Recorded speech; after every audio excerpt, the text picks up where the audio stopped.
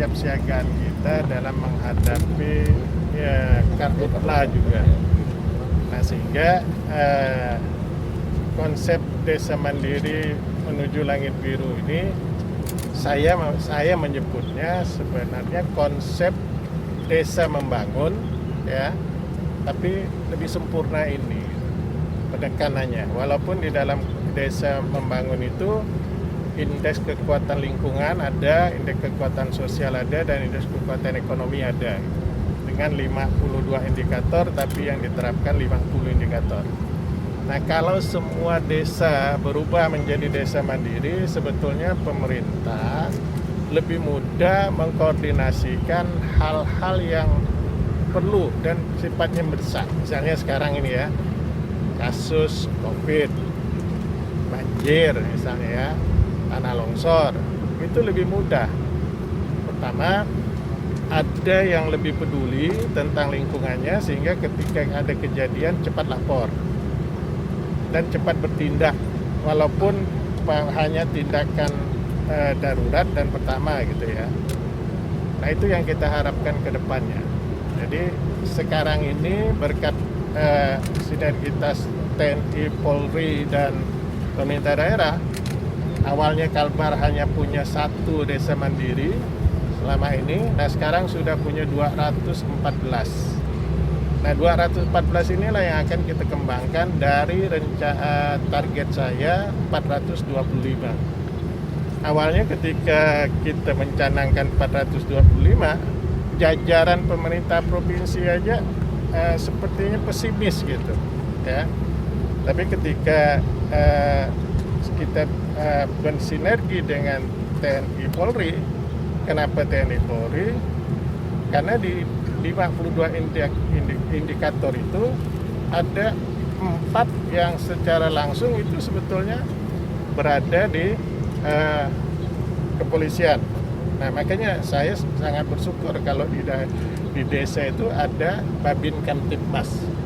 Nah, kemudian sinergi lagi dengan TNI. TNI kan ada bagian itu kan Zeni ya? Zeni ada yang bisa menangani, tidak ada air bersih, bisa buat sumur bor yang alatnya bisa sampai 200 ya. Dan konsep TMMD dan bakti TNI selama ini. Nah, inilah yang disinergikan sehingga menghasilkan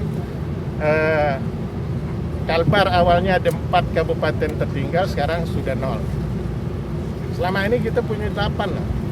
Nah, sekarang Kalbar bebas kabupaten tertinggal. Ada awalnya 608 desa sangat tertinggal, sekarang tinggal 12. Itu lompatan luar biasa ya. Lompatan luar biasa. Nah, inilah kalau kita bisa bersinergi dengan baik, maka apapun yang kita ingin capai itu bisa terrealisasi, bahkan melebihi target yang kita inginkan. Pak, nantinya tupoksi-tupoksi dari Satgas Suma ini apa saja Pak di lapangan nanti? Pak enggak bisa jelaskan. Baik, jadi Satgas Suma ini dalam rangka tadi mendukung kesiapan desa mandiri, kita sudah bentuk kekuatan ini sampai ke desa-desa. Jadi apa yang sudah kita data, hari ini kita data sebanyak di Kalbar ya 6.641, kemudian di Kalimantan Tengah ada 902. Jadi ini dalam rangka tadi mendukung program pemerintah. Nah, Satgas ini adalah murni dari relawan di desa yang nanti tugasnya bagaimana membantu masyarakat desa dalam membuka ladang atau huma. Nah, huma ini kan salah satu bahasa yang sudah familiar di kita, sehingga diharapkan mulai Satgas ini masyarakat apabila membuka ladang, nah ini bisa memberdayakan Satgas Suma ini. Karena salah satunya adalah bagaimana mencegah agar apabila masyarakat membakar itu jangan sampai tidak terkendali. Ini yang paling penting. Dan sebetulnya Satgas Suma ini sudah dilatih, mereka sudah bisa membuka lahan tanpa membakar. Ya. Jadi membuka lahan tanpa membakar ini tentunya suatu pola budaya baru, sehingga ini perlu ya tenggang waktu lah. Ya.